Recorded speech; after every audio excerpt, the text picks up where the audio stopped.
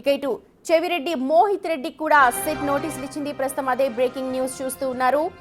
Liquor scam కేసులో ఈ నెల 25న విచారణకు హాజరు కావాలి అంటూ ఆ నోటీసుల్లో పేర్కొంది సిట్.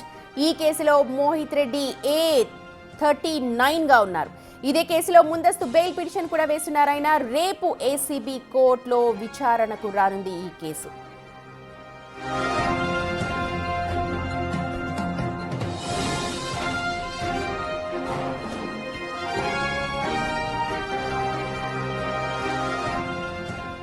రైట్, లిక్కర్ స్కామ్ కేసులో ఈ నెల 25న విచారణకు హాజరు కావాల్సిందిగా చెవిరెడ్డి మోహిత్ రెడ్డికు సిట్ నోటీసులు అయితే ఇచ్చింది. సో ఈ నేపథ్యంలో అక్కడ ఉద్రిక్త పరిస్థితులు అయితే కనిపిస్తున్నాయి. రేపు ఏసీబీ కోర్టులో విచారణకు రానుంది ఈ కేసు. మా ప్రతినిధి శివ ఉన్నారు అప్డేట్స్ అందించడానికి. Over to you Shiva.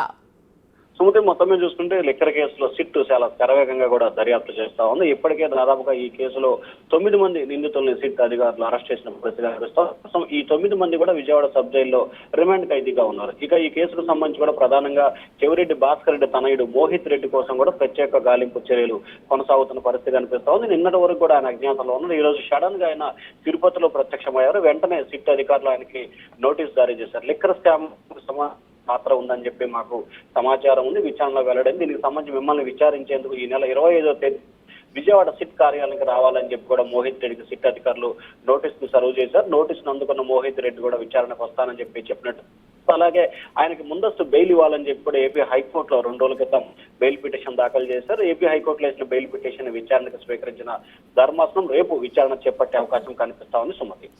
Right Shiva, thank you so much.